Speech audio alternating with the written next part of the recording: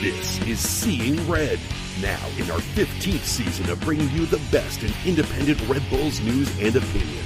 Now, here are your hosts, Mark Fishkin and Joe Goldstein. Seeing Red, it's Mark Fishkin and Michael Battista today talking Red Bulls for you. Hi, Mike. How are you? I'm good. It's been a nice couple weeks off, and we're right back in the thick of it. Everybody is on vacation. The players are on vacation. The media is on vacation. And, we want to be a well-respected member of the Red Bulls media community. We want to generate influence. So I think it's important that we're back to talk about everything that's going on. But, of course, before we do that, we have to do this, and that's to remind you to please like this episode that you're watching on Seeing Red if you're on YouTube, and subscribe if you would as well. That would help us a lot. We're closing in on 500 subscribers, which is super awesome. So if you're watching this, please do that.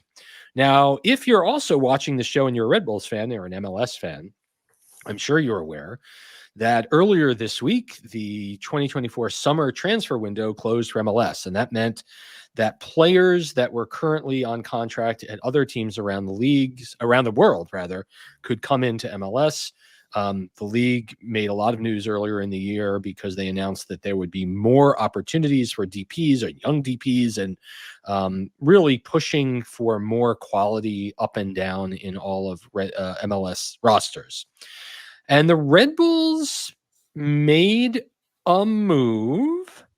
They also did not make a couple of moves. And I personally, Mike, I like being positive, right? I like talking about the positive things that come first before we get into the negatives. And then I think at the end of this segment, we're going to grade what we think how the Red Bull front office did. Let me introduce to you Felipe Carballo. Felipe is coming to New York on a one-year loan with an option to buy from Grêmio in the Brazilian league. He is a designated player. He is the third designated player to join the Red Bulls, filling out their roster of DPs, which includes Emil Forsberg and Dante Van Zier. He's 27 years old, so he is not a prototypical Red Bulls signing. And let me tell you something, folks. All this guy does is win. He wins wherever he goes. He's got 2 Campeonato Gaucho titles with Grêmio, appearing 54 times. Before that, he was in his own national league playing for Club Nacional with 24 goals and 12 assists and almost 180 caps. And he is a central midfielder, central/defensive midfielder. He is really the replacement for Frankie Maya, right, who was sold to Toluca earlier this year. He was the league player of the year in 2021 in the Uruguayan Primera Division. He also has 7 caps for the Uruguayan national team and was the 2022 Uruguayan player of the year. And there are some pretty talented Uruguayans out there. So he comes with a pretty nice pedigree. He's already participated, frankly, in some 2026 World Cup qualifying matches, and that is a consideration since he is joining the team, and there is a FIFA window or 2 that will have to be played this fall. But nevertheless, Mike, please send me your first thoughts on Carballo and what he could bring to the Red Bulls. On the positive side, you're completely right that he is the replacement for Frankie Maya in a area of the field where the Red Bulls have been struggling a lot this year, and mostly it's not of their doing. You've had guys go on international duty, come back from international duty hurt, guys who've gone down for months with injuries because of, freak accidents. Then you have guys on Red Bulls too who just get hurt for months who were the replacements. Right. So to have a creative midfielder come into the system, it is one of the needs that they had. It's not the top need they had, but it is something where I can go, this makes sense to do right now, especially going into a second half of the season where you have a meal that's going to be healthy, and Peter Stroud's coming back, but you never know what's going to happen. Right. Yeah, no. And again, I think over the last couple of weeks, we've seen some good play from young Ronald Donkor, but make no mistake, this is a Uruguayan national team player. This is a player that is absolutely a step up from Ronald Donkor, and I mean that is no insult to Donkor. This may be a player that's a step up from Frankie Amaya. I mean, this is a player who is playing, well, and contributing on winning teams in Brazil You can make the argument at 27 years old, shouldn't he have moved already? But nevertheless, I think the Red Bulls are certainly happy to get him. I think any reservations over this being a year-long loan and not a buy? I think it's smart on the Red Bulls, actually, because from what I could tell, he has his own injury history. Plus, you have the issue of the Red Bulls have struggles with guys getting their visas. We've seen this multiple times with younger players, especially in South America, where we say we bring someone in, and that takes like 2 months for them to actually see the field. So having a year-long loan, it's a very good trial period. We did something similar with Fabio, where he was loaned, and we bought him. I feel like we should have bought him. I will always say that. And it's test before you buy. And right. Try it before you buy it. Try it before you buy it. I don't think there's anything wrong with that. Yeah. I guess it's a good thing that the team doesn't start play for another 9 days. So they have a little bit of time to get things going. I mean, obviously, if it's mid-September and he's not here yet, I think the alarm bells will be going off all over the place. But, I think a solid signing. Again, anytime you're getting a national team player, certainly one from South America, from a strong national team program, I think this is for me the minimum that the front office should have done over this transfer window, is bring in a player like this. It's a phenomenal way to put it. It's the minimum. It's not a bad thing. It's just, this is exactly what you need to placate people like you and me and other fans, where it's like, okay, you did something. That's right. You did something. Here is a player that did not work out, and that's Jean-Philippe Gbamin, who is from Cote d'Ivoire. He is a midfielder that has had a history of injuries, a promising player, 28 years old, so older than Caballo. He had been an Everton signee back in the day and loaned out. And when you look and see here, he played 86 times for Mainz. You certainly should be thinking, oh, he played for Sandro Schwartz, and he did, which is, I guess, a part of the reason why we thought that he might be heading this way. He also played in Moscow. He also has spent the last year in the second division French league playing for Dunkirk, and that is a horrific butchering of Dunkirk spelling, which is incorrect, and I apologize for that. I apologize to both my English and French teachers for that. However, in the physical port, which is usually what happens right before the player gets signed, it didn't work out so well for Jean-Philippe, and he did not pass the physical. Now, I can't tell you exactly, was it doing the vertical leap? Was it jumping on the boxes? Was it, an ultrasound of the guy's ACLs? I'm not sure, but at the end of the day, last week we found out that he was not coming. So, you can make the argument it's a little bit of a black eye when this was your first choice. This was your first choice because he was a very similar player to Carballo on the field. You could certainly give the Red Bulls credit in this case for pivoting quickly, or maybe they always kind of had Carballo as a backup, thinking that Gbamin's knees or ligaments weren't going to hold up. But no one that's going to have their hair set on fire, No, and I mean, look, I'm disappointed in the fact that he was playing at Dunkirk. The full name of that team is USL Dunkirk, and God, I would have been insufferable saying, "Hey, we signed a USL player, guys." I had so many jokes and articles written. They write themselves.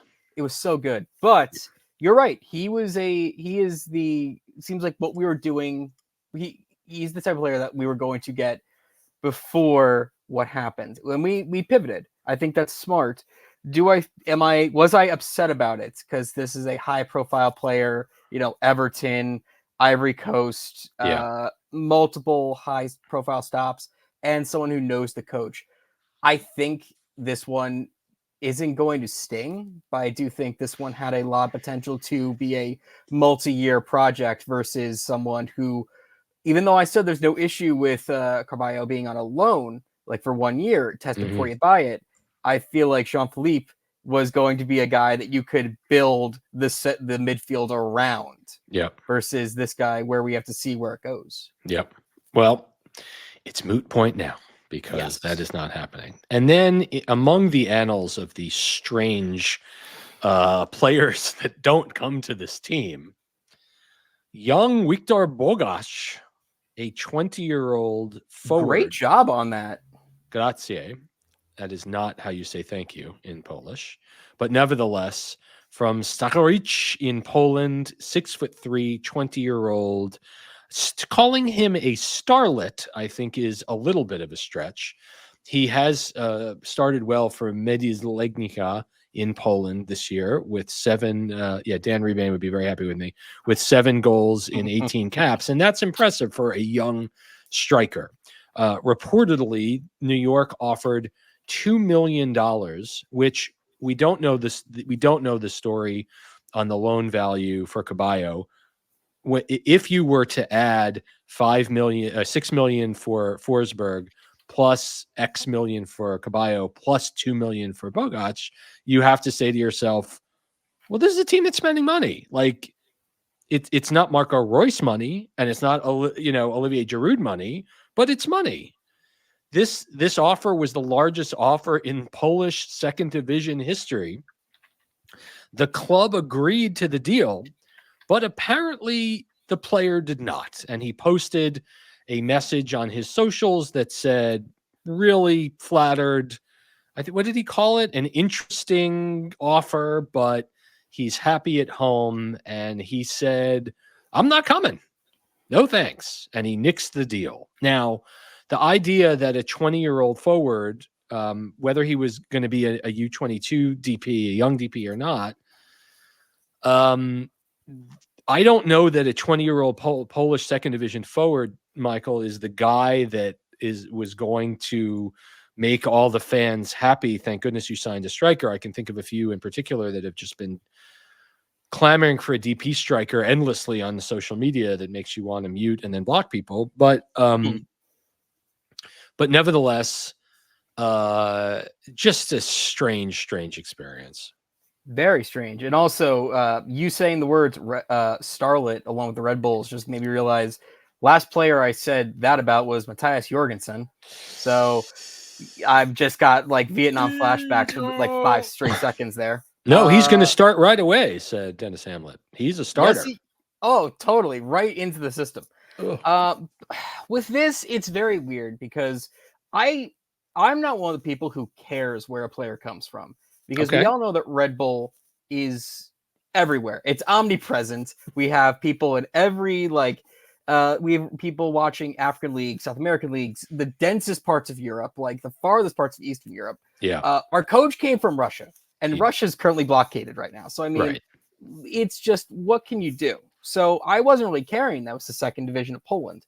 To hear a player say, I'm not ready for MLS, is horrifying because I don't know if that means like maybe the Messi effect is working. Maybe we're the hot stuff now. Maybe we're I don't know how. Maybe the Apple TV deal really gets people watching. But I want to believe it's just a kid's agent or family telling him be nice because you don't want to burn bridges. It's okay. Here's my thought. It's given that the Polish second division has not been a traditional springboard of worldwide talent, and I'm sure that someone that we both know is going to come out of the woodwork and say, well, actually, he's about to come through this window. Yes. Well, actually, but nevertheless, an unheard of sum for this small European league with a player that may or may not have been the next, even the big thing, just the next thing. I think waving at Bogac was a sop to the supporters and fans who just like, please get me a forward. Please do something to upgrade our forward line. And while you and I have not talked about the Leagues Cup matches, right, a scoreless draw with Toronto, and then a lively good performance against Pachuca, but the bugaboo of not being able to finish chances continues to illustrate itself every time the team plays. It was a $2 million signing, I believe, is just, hey, we went out and got you a body, and we believe in the body, but we're not expecting this guy to, score the MLS Cup winning goal. So, I think as you said, he's a 20-year-old kid that maybe just wasn't ready to make a jump. And I'm sure if the Slovakian first division or the Czech league or the Belgian league had reached out to him, a top league team there, he probably would have been an easier jump. But just another weird transfer experience for this side. And you have to think to yourself, like, didn't they talk? Like, did no one talk to him about this? Like, did no one? Right. I have to also think that, like, if Red Bull came up to him and said, "We're going to sign you to a deal. We're going to send you to the second division team in Salzburg or Right. Germany, something like right. that." Yeah. He probably would have jumped on that. Yeah. It's a literal place for him to grow as a player. I don't know if the idea of playing in MLS Next Pro, like, did anyone talk to him about that? I don't know. Until you've been to Huntsville, Alabama, Mike, you really don't understand what a meaningful. Chattanooga, the Right. Chattanooga FC, like, it just grinds your bones. Yeah, it really does. The bus rides. But nevertheless, all right. So here we are. The window is closed. I just want to be upfront and say it is possible that another signing may come through. Even though the window is closed, they may announce, as long as the deal got done by the end of the year, by the end of the window, it's possible that another player got signed. Unlikely, but possible. So that said, it would be shocking. We had that whole situation with, like, Duncan McGuire at Orlando City, where he kept getting signed by other teams, and the paperwork was 5 minutes late on 2 separate occasions. So unreal. Yeah, it's totally possible. And of course, players that are out of contract may continue to be signed. So, did you see that Bupenza got let go at Cincinnati? I did.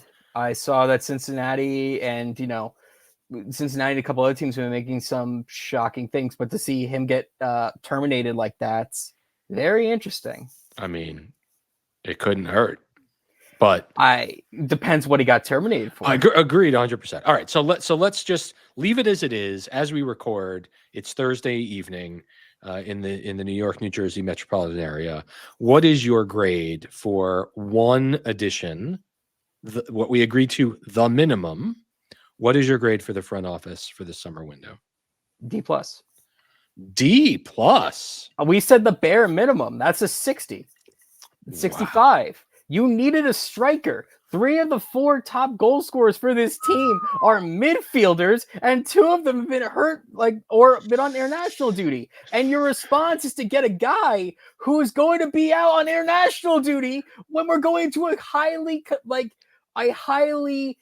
busy calendar year for international duty, and he's not even a goal scorer. So what is your plan here? It's a D+.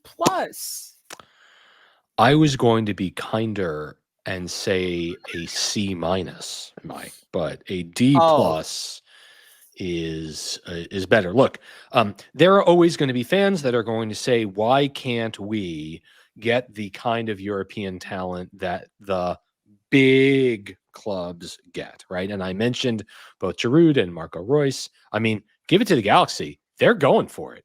They are all in. They have some very talented players with Peck and Paintsel and Ricky Puig. Like, they are going. And we're going to talk about this later with Joe Pantorno. The Red Bulls are 2 points out of third place in the East. Two. The teams ahead of New York in the East are Miami, Cincinnati, and Columbus. And yet, I don't think anyone would call the New York Red Bulls, even with Carballo, an MLS Cup contender. And I don't know if Miami notwithstanding, because no one's Miami, but I don't think that adding Carballo will get New York there. And so the Red Bulls fans are desperate for the team, as we've been saying for a long time, to do everything they can to win the last game of the season. And I'm not so sure that the front office views it that way.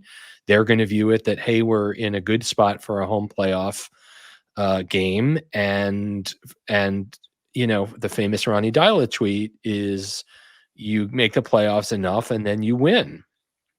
Or in this case, you don't.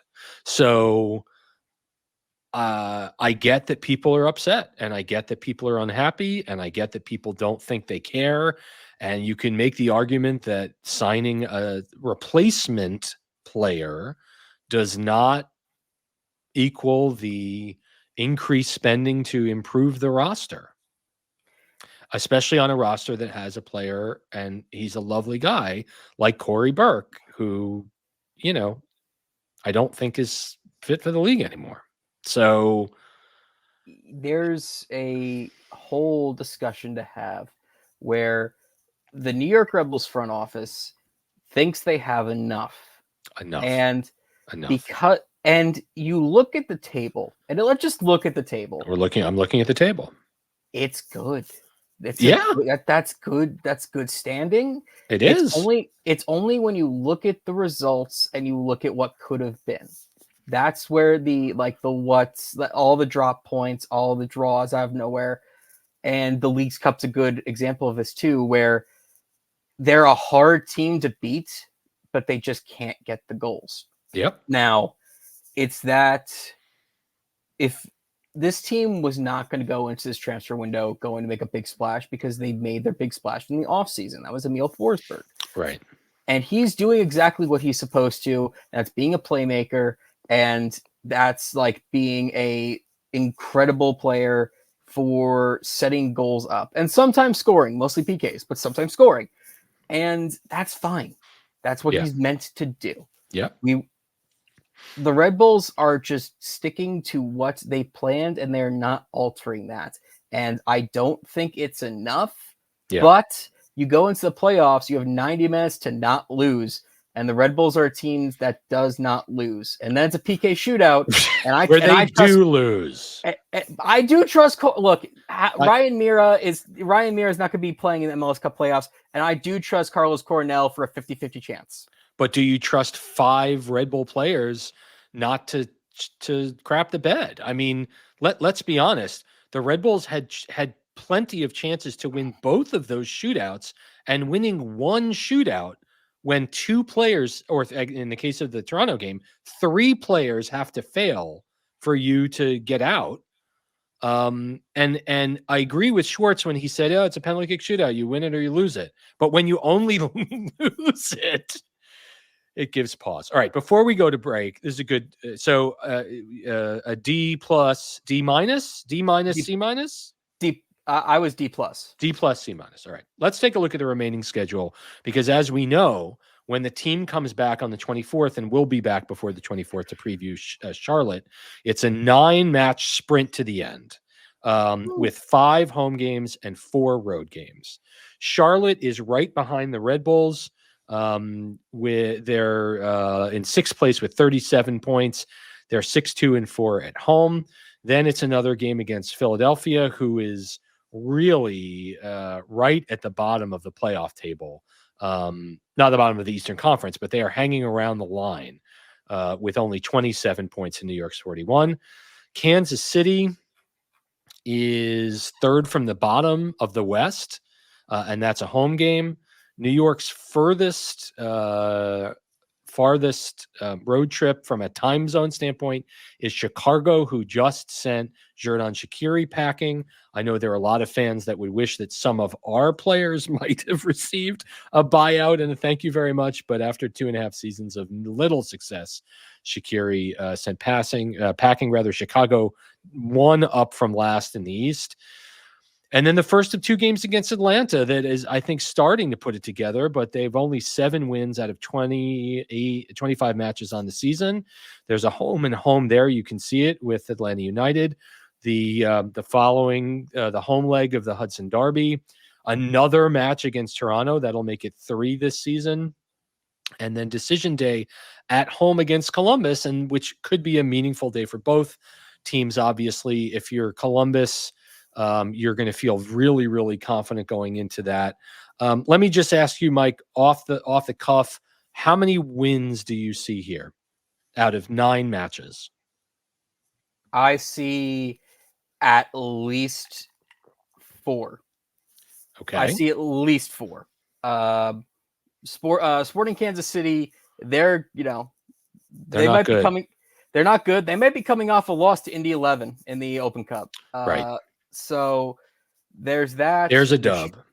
There's Chicago. Yeah. Not good. Not a good team. Not a good time. There's no. They just lost Shaqiri. So yeah. There's that. Okay. I'm going to say that at least one of the Atlanta games is winnable because I'm not going to say both. I feel like it's very hard to beat a team 2 times, especially that close together. Yep. So let's just only count one of them. Yep. And then Toronto, I think, is winnable. Like when you're going to get a point out of that, at least we've seen they can take them to a tie with a rotated squad. And we've seen them obliterate them 3-0 at home. And we've seen that. So I'd say that is a win. And you could argue that when you're playing Charlotte, Elias Manuel is going to go off. So that could be a win. So there's at least 4 or 5 wins here. I don't trust Philly or New York or Columbus because they're pretty much our rivals at this point. So it's tough. We have another rival in Columbus. Who are you? Columbus is the playoff rival. Every time we play them in the playoffs, they beat us. Lately, nobody beats them in the playoffs. Okay, I'm going to go one more than you, and I'm going to say 5 wins. And that would bring New York to 56 points, which would make them most likely a top 4 team in the East, unless someone below them gets red hot. Of these matches, there's only a single game against a team ahead of them on the table, and that's Columbus on decision day. So and Columbus has 2 games in hand, don't they? Columbus does have 2 games in hand. I think moving up to 3rd should be this team's goal for the season, and getting the 1st and 3rd playoff games at home, which would be an improvement over last year. And then, as they say, you make the playoffs enough that you win. All right. When we're back on Seeing Red, we're going to talk to, where is it? It is Joe Pantorno of amNew York. So please keep it here, won't you? Thank you very much.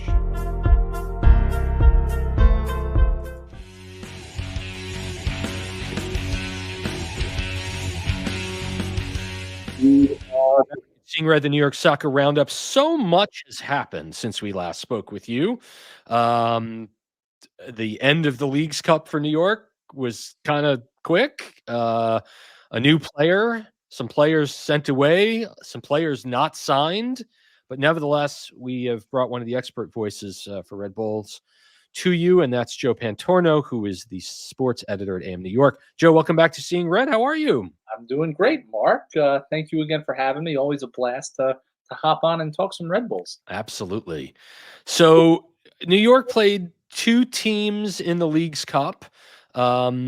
They played well enough, I guess, although scoring chances going wanting, which really is the story of this season, I think, and inability twice to nail down penalty kick shootouts, which left them in the middle right now of a 25-day layoff. So I want to talk about why that could be a good thing and why could it be not so good. So let's start with the positives. Let's put a positive spin on it.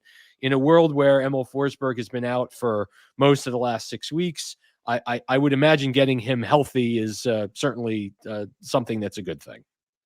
Yeah, that's probably the brightest of silver linings here, is that it gives the Red Bulls a chance to get healthy, not only with Emil Forsberg. Peter Stroud is also on the horizon. And a little dimension to the midfield as well.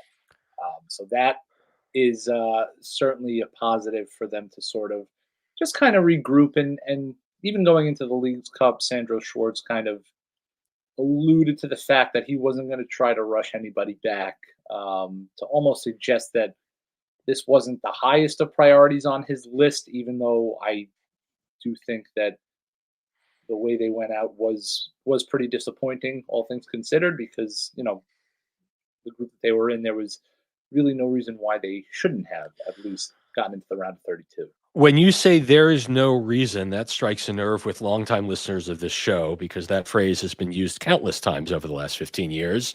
When it comes to this team, I mean, say what you want. If you want to take a silver lining out of the on-field experience, I mean, they played a very strong Pachuca team, who, albeit, was just starting their Liga MX season, even, and certainly, could have, should have, would have done better in a penalty kick shootout. I think the more egregious result was against Toronto, a team that they had smashed only a few weeks earlier, unable, with some very, very good scoring opportunities, and then two penalty kick chances to seal it. It doesn't happen with either of them. The team has lost I think their last 4 penalty kick shootouts, all of them playing a role in eliminating them from a competition. And I think, for Schwartz, the story was, it's a coin flip. They lost 2 coin flips. More frustrating not to get the wins in regulation, though. Yeah, and I guess if ever you were looking for correlations between the Red Bulls and England, I guess we found one at least.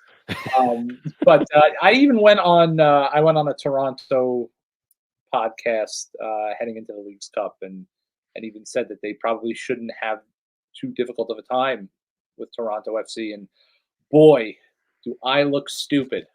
And listen, regardless of what anybody tells you, we know just as much as you do when it comes to foreseeing the future. Yeah.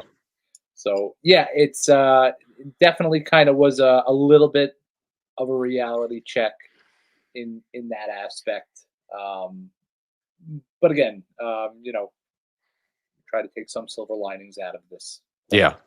Of course, on the downside, the team away for 3.5 weeks, when a lot of the other contenders, Columbus, you can make the argument that Philadelphia may or may not be a contender. Seattle looks like they're really having a phenomenal year after a slow start. LAFC obviously just signed Olivier Giroud, who scored in his club debut.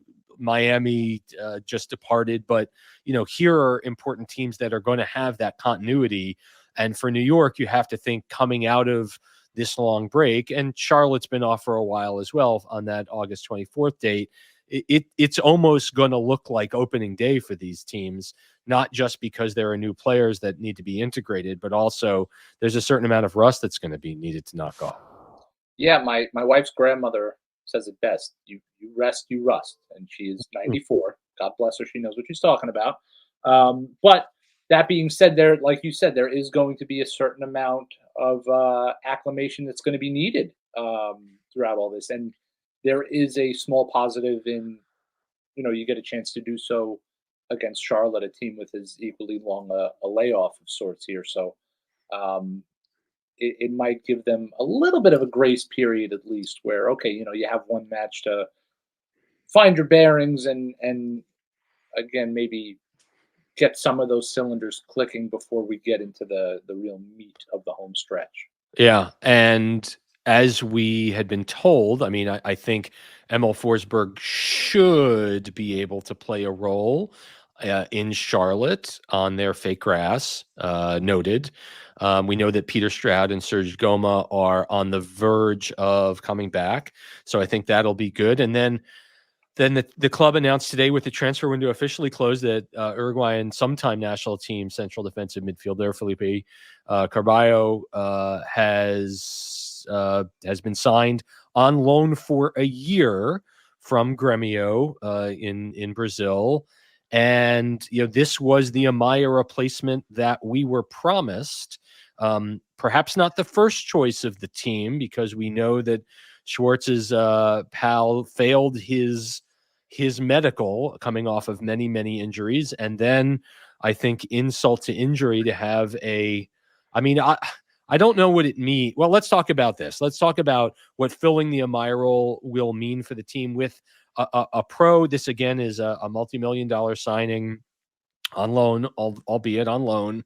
Ronald Encore had, I think, shown some growth during his time, but I think it's safe to say that a guy who has been playing in the Brazilian league is going to be a step up there.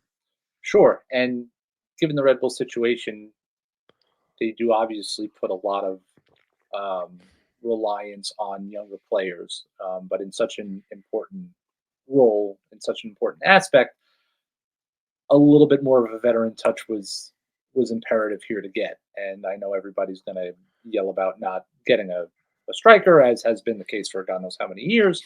But this was paramount here to just sort of settle things down in the midfield. Instead of kind of, again, hitting that home stretch with a 21-year-old and a 19-year-old and hoping a 22-year-old can come back Right. and kind of calm everything down. So to have a player who, again, not only has a few years under his belt, but has played in some of the more competitive atmospheres around here is really important just to sort of stabilize things and kind of allow the Red Bulls to flex a little bit of depth now, where all of a sudden, one injury to a younger player isn't going to make everything kind of fall off the tracks here. Yeah, yeah. Of course, not only chasing after a player who fails a physical is never a good thing, and then the ignominy of trying to go out and find a young attacking talent. I think the team certainly heard from the fans the desire to at least get another body in here. The notion of a second division Polish league young forward, probably, I think, far below the sights of the fan base, to make a deal that was going to break the transfer record for the entire Polish second division, which was reportedly a $2 million purchase. And then to have the player say, nah, I'm good at home. Thank you for the interesting offer, but I'm not going. It's a bit of sad comedy to have any sort of player, once the deal is made with the team, say no, but to have a player of, to be frank, such little interest on the international transfer market turn you down, I think is a real failure by the front office here. Undoubtedly, this whole thing is quite peculiar, and I don't know many people who would turn down New York or the New York area to stay in Poland. But I mean, it's yeah. I'm still trying to wrap my head around it, because I just, like, reading his statement was just it was thank you, no thanks. It was thanks, no thanks. Yeah, and you don't necessarily see that sort of transparency in pro sports like that. So just to see that alone was pretty wild. But the fact that a team that does play in a major market that would have provided a considerable stepping stone for a young forward who is as highly touted as he appears to be, it's quite jarring. And again, another reality check, I think, for this franchise. Yeah, especially in a world where Olivier Giroud, Marco Reus, other teams are having seemingly no issue signing players of either known quantity or known potential. And, plenty of fans have groused, major media figures have groused about the quote unquote lack of ambition of this side to truly make a dent, not only in the league standings, but also in the market, to be able to say, You know, we're putting our chips on the table and we're going all in, and we want to win this year. And the words of, I think, both Marc de Grandpré and Jochen Schneider, who, you know, I have a feeling we'll hear from now that the window's closed. I mean, they're going to have to answer for it, because, you know, they had promised a significant investment, and while no one can argue that Emil Forsberg is not a significant investment, the challenges that this team faces, I think, are very plain to anyone with a pair of eyes, and it's putting the ball in the net. So, and it was evident during the Leagues Cup week, or 2 games in 4 days, half week. So, you know, that said, the flip side of that coin is the team's lost only 4 times in 25 league matches. They're in the top 4 in the East. And usually, if you are in the top 4 in your 15-team conference, it can be said that you are a cup contender.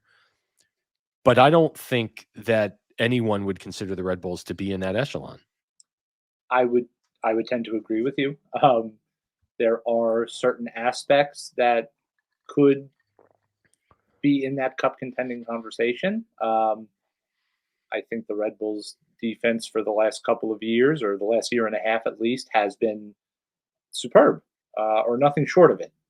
It's the efficiency in front of goal that has been so lacking, where there was that 7 or 8 match stretch in, you know, from June to July, where they were outchancing opponents in spades, where it was something like, you know, 127 shot attempts to 43. Right.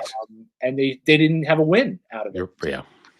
So again, the investments that they have made, particularly up front, just haven't worked out. And there's no question that there is, you know, that playmaking acumen. Yeah. And again, I think Lewis Morgan has performed admirably, adapting to a different sort of role here.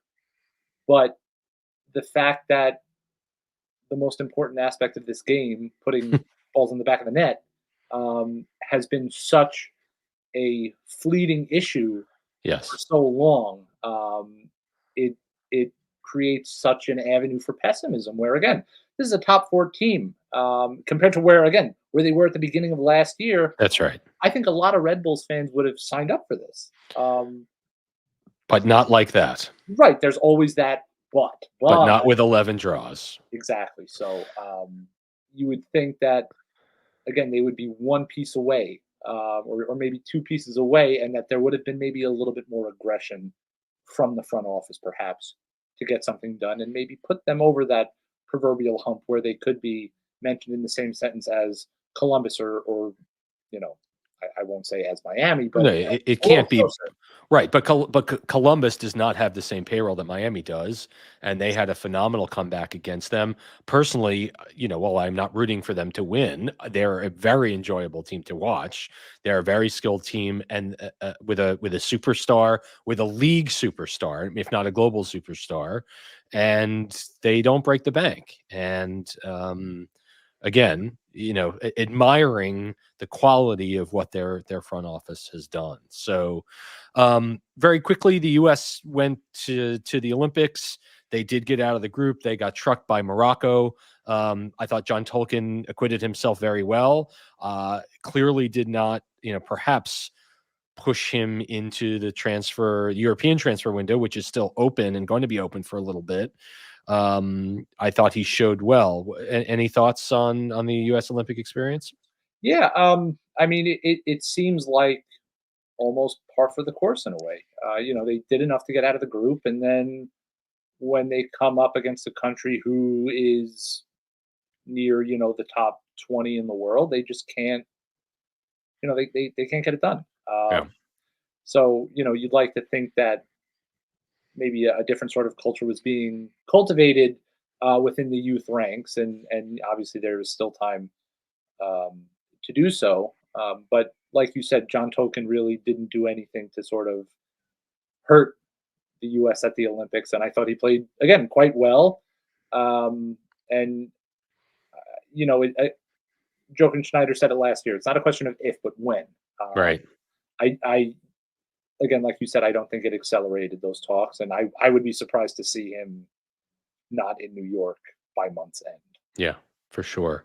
I thought people's rending of garments over the U.S.'s loss to Morocco was, I thought, a bit performative. I thought, for a side that hadn't reached the Olympics since 2012, 2008, Yep. 2008, I thought that they did great.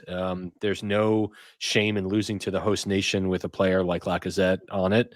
And Morocco is a World Cup semifinalist with a bright future that wound up winning the bronze medal. So I don't think I don't.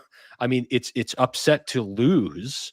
No one likes to lose that. But again, in a 16-team competition, you get to the final 8. I thought that was a fine performance. And you can make the argument that beating, was it New Zealand and Guinea, is not exactly a massive accomplishment, but you play the teams that you're supposed to play. So that said, I just want to close with this. I mean, Leagues Cup continues to lumber on.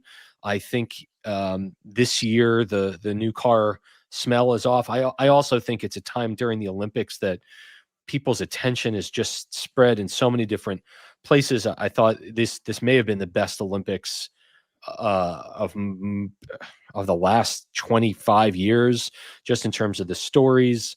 The U.S. women's athletes in particular did so well. The soccer, U.S. women winning gold. I got sucked into the U.S. rugby team, which was phenomenal.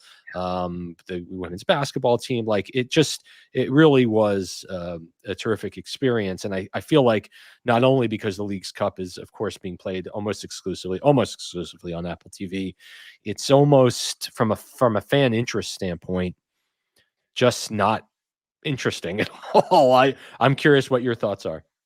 Yeah, I mean, what does it say about it where I think both of us, and I'm sure there's going to be a lot of people behind us also who are like, okay, when's MLS start back up? Yeah. And obviously because, the team I cover and the team you cover obviously aren't playing right now. Maybe that changes a little bit, but I do think that, a little bit more does need to be done to sort of market this competition and some other ploy, or I don't even know what else it needs. There just needs to be a little bit more verve and yeah, attention sort of added to it. The stakes need to be raised in a way, because it's just, we shouldn't be saying about this in the second year where we're like, all right, it's okay.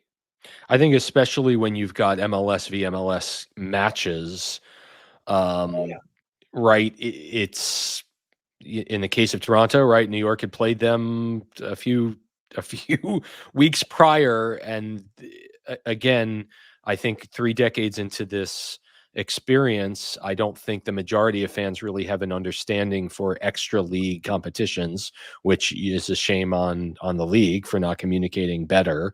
I thought the crowds at Red Bull Arena were, just kind of meh for both of them. It reminded me of CONCACAF Champions League matches in an earlier era, although it was warmer, which I was very, very appreciative of, and of course the rain. But I think unless you are having matchups against Liga MX teams exclusively, I don't know if Seattle playing Real Salt Lake in a round of 32 game. I don't know if that's a match that actually happened, but I don't know if that's interesting. I just there's work to do there. But nevertheless, Joe Pantorno, sports editor of amNew York, thank you for dropping by and talking. And I know I can sense in your voice you're just ready to get back to covering this team playing games. Yeah, that would be nice. There's only so much that we can kind of speculate about, especially now with the transfer deadline gone. So come and gone. Actual soccer would be lovely. All right. Well, thank you so much for joining. We've got more Seeing Red coming up after this show.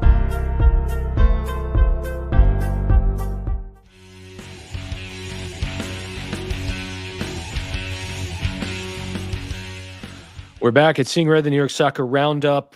with a depressing, disappointing transfer window review show. Glad you're here for it, Mike, though. That's good. It's good to have you back. It's good to talk Red Bulls. I'm happy to be a light of positivity after all this, right? You're a beacon in the night. Mr. Warmth. Mr. Warmth. seeingredny@gmail.com is a place for you to write us emails and send them to us. Nick Partica, who is a longtime writer and friend of the show, writes, "Dear Mark and Gustavo Daniel Michael. Hey! I don't think anyone expected the Red Bulls to go on a deep run in the Leagues Cup, especially not with Forsberg out. But the result tonight still seems like a wasted opportunity." This was after the Toronto match. It's sure a winnable game on paper against a team much farther down the table. That the game went to penalties feels like a failure in itself, and it was another game where Van Zier not missing on a prime chance would have made all the difference. The loss certainly means they won't advance, as it's hard to see the team earning any points against Pachuca. They did earn a point, and it's a shame, as a win tonight would have basically guaranteed they would advance the knockout round, depending on the draw. For the round of 32, every reasonable chance to do at least as well as last year, reach the final 16. I guess we could just hope the extended time off serves well for the stretch run, allows them to integrate a new signing or two, or one, into new training. That's Nick. I thought that Red Bulls played a great game against Pachuca. I don't want to talk about Toronto, but I would, if I'm Schwartz, I am very impressed with the effort against Pachuca. Yeah, I mean, I don't want to talk about Toronto either. I was watching FC Motown play in the NPSL during that game. So, all right. And going back and watching the highlights, it was just, they did okay, but yeah, they blew their chances. What else to do? It was a highly rotated squad. Yeah. He did exactly what MLS feared people were going to do in Leagues Cup, which is rotate the squad and let people go ahead. Yeah, no, just half effort it. Yeah, like, because we knew Emil wasn't going to play, so we said, all right, we're going to put Ryan Mir in, we're going to put Julian Hall in, and that's fine because we're going to use the Toronto. It's a league game against Toronto that doesn't count for the standings. Let's just try stuff. Yeah. And then against Pachuca, which is an actual team that, we care about, apparently, he tried and he scored a goal, and we had multiple chances to score a goal where a shot hit off of defender's face and a guy nearly own goaled into his own goal because it hit off the post. Like multiple chances. It was mostly unlucky. Chances. Yeah. Sandros literally said after the game that it's tough to learn from this because it was just unlucky. Yeah. Like we did so much right, but it was just unlucky. Sometimes it's better to get drilled 3-0, sometimes it's better to fail. Well, no, I mean, just sometimes it's like, if they're not going to advance, don't have central defenders taking penalty kicks and missing and going out like that. I mean, look, also against Pachuca, the first miss of the penalty kick shootout was Lewis Morgan. If you were to tell me that, and also stop making Lewis Morgan take Leagues Cup penalty kicks. Like we learned this in Philly, man. You're tempting it. Don't do it. So if you're making me a betting man, if I'm on FanDuel right now and I'm seeing Lewis Morgan penalty kick, 9 times out of 10, I'm like, oh, he's got it. This dude's the leading goal scorer of the team. Dylan Neal is missing. I get it, but Lewis, it happens. If you think Nick's note was tough, here's Ralph Barrero, who copied both Jochen Schneider and Sandro Schwartz on his email to Seeing Red. Wait, Sandro's email is out there? I think we can all ascertain what Sandro's email is. I don't think it takes a cyber sleuth to figure out what his email might be. Is it Hotmail? No. Van Zier cost the Red Bulls a $5 million transfer fee, a $1.5 million a year, and a DP international slot. And so far, in 30 matches, he's scored 4 goals and is known for an alleged racist remark against a San Jose player. That is not exactly what happened. What I would like to know is, at one point, is he finally declared a failure, or do we continue thinking with desperation that one day Van Zier will actually earn his salary as a striker? We could probably get more for Red than Van Zier in a trade at this point. For those not knowing, Red is the new Red Bulls mascot. Since we know the Red Bulls will continue to allow Van Zier to contribute to our losing ways, may I offer an alternative? I am willing to not score goals. choke in big games and shoot balls in the stands for 1/10 of Van Zier's salary, and my wife will still waive the transfer fee. Sorry. I won't take a DP or an international slot. Being homegrown Colombian from New York City, I can connect with the demographic. I can start with this weekend. Where do I sign? P.S. Maybe Inter Miami can offer you some tips on building a winning team. Woo! Yeah, it's buy the best player in the world. That's the key to making a winning team, Chief. Like, what do you want from that? I mean, I think that Raph was angry and he vented his spleen, which is what Seeing Red's all about. Our final email of the night is from Matthew Sullivan, who writes, Mark and Mike, I guess there won't be another pod till the third week of August prior to the Charlotte match, but just in case, as this email will have no shelf life by then, item 1, we've won just 6 penalty shootouts in about a year. Here they are. We lost to Cincinnati in the Open Cup in 2023. We beat New England in the Leagues Cup in 2023. We lost to Philly in the Leagues Cup in 2023. We lost to Cincinnati in the playoffs in 2023. We lost to Toronto in the Leagues Cup in 2024. And now we've lost to Pachuca in the Leagues Cup in 2024. What do I say? I don't think our keeper were spectacular in these 6 showdowns, but the losses aren't on them either. And I agree 100% on that. 100%. Item 2, I'm super excited about the announced big signing of the number 6 from Europe, who is replacing Frankie Amaya. Wow, the front office is on their game. Pardon the lowbrow sarcasm again, what to say. Obviously, this was done before Carballo was signed, who is not from Europe, but I think has an opportunity to shine here. And lastly, how will we define a successful 24 season? For me, it's getting the Eastern Conference Finals. The quarterfinal, maybe, but that's shooting low. Or is it? Meh. I hope by August 24th, Forsberg is out of his boot and our midfield has been shored up. That's Matt Sullivan from Rutherford. So a good question from Matt, which is, Mike, it's now August 15th. The team has 9 matches left. They look to be a playoff team in 2024. Where is your definition of success, given the fact that you gave the team a D minus, D plus? D plus. D plus. A passing grade, a D plus in your grade. I'm going to say they need to win at least. If they finish top where they are right now. Let's say they finished where they are right now. They need to win at least 2 playoff series, because if I remember correctly, that is going to the Eastern Conference Finals. But that means that they beat a team that was lower than them, and they beat a team that was probably higher than them. In theory. Right. In theory. I'm going based on 4th place. That's pretty, yeah. Because if all the highest seeds win, they'll probably play like, Cincinnati or whoever the top seed is. I don't know what the playoff system is this year because they keep changing it, but I'm going off that. But that, in my mind, that demonstrates growth. That demonstrates that you can beat you can be what Cincinnati did last year to the Red Bulls, where you can come in and you beat the wild card team who might have momentum, but you do what you have to do and you win the game you're supposed to win. And then the next round after that is you can punch up. You can beat the teams that either have spent more money, have had a easier time of it, whatever they have more points than you. They are quote unquote better than you. Whether that's Cincinnati or Miami or whatever, you can do that.